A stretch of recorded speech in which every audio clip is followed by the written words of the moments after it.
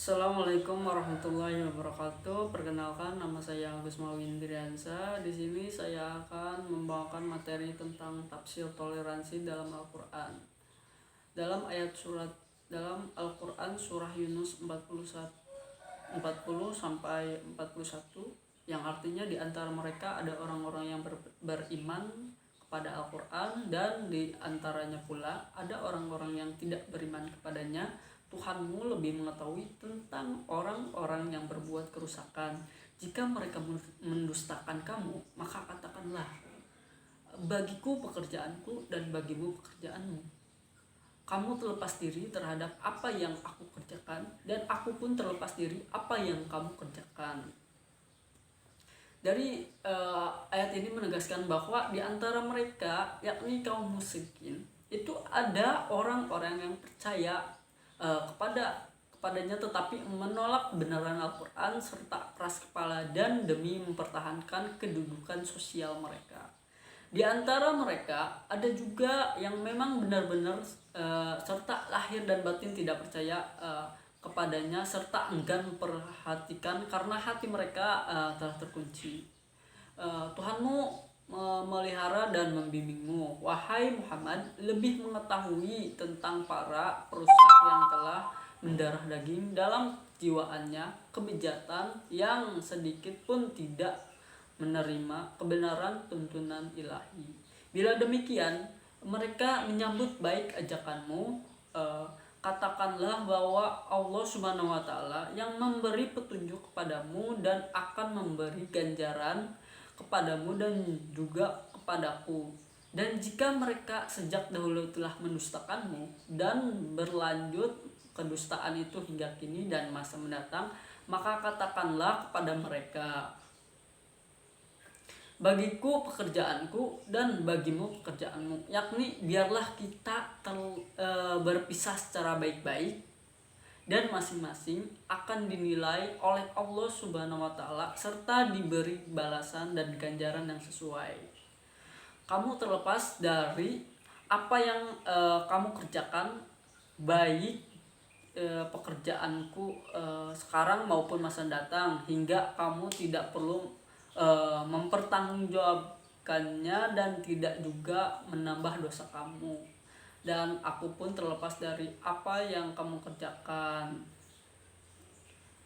baik yang kamu kerjakan sekarang maupun masa datang, dan tidak juga aku memperoleh ganjaran atau dosa jika kamu memperolehnya. Dalam surah Yunus ayat 99 sampai 100, yang artinya jika kalau Tuhanmu menghendaki, tentulah beriman semua orang yang di muka bumi seluruhnya. Maka apakah kamu hendak memaksa manusia supaya menjadi orang-orang yang beriman semuanya, dan tidak ada seorang pun yang beriman kecuali dengan izin Allah, dan Allah yang menimpakan kemurkaan kepada orang-orang yang tidak mempergunakan akalnya. Menurut pada ayat di atas, apakah kita artinya bahwa keimanan seseorang itu tidak boleh dipaksakan, karena Allah tidak memaksa seorang untuk beriman. Keimanan itu datang dari dalam diri sendiri, dan tidak seorang pun yang akan beriman kalau tidak dengan izin Allah. Dan bagaimanapun cara kita menyuruh untuk beriman sementara Allah belum memberi hidayah, maka tidak akanlah beriman orang tersebut. Hidayah akan datang kepada jika kita memperbaiki diri kepada hal yang lebih baik. Ayat di atas menggambarkan kepada umat Nabi Yunus bahwa Allah memberi keleluasaan untuk memilih beriman atau tidaknya, karena mereka telah diberi akal dan pikiran untuk menentukan mana yang benar dan mana yang salah. Ada lagi dalam Al-Quran surah Al-Kahfi ayat 6, maka apakah barangkali kamu akan membunuh dirimu karena bersedih hati setelah mereka berpaling, sekiranya mereka tidak beriman kepada keterangan ini. Quran surat Al-Kahfi ayat 6. Ayat ini menjelaskan bahwa Nabi pun tidak mampu untuk merubah sikap kaum musyrikin karena di luar kekuasaannya, yang dimana dengan izin Allah pada ayat ini adalah hukum-hukum sebab dan akibat yang diciptakan Allah yang berlaku umum bagi seluruh manusia.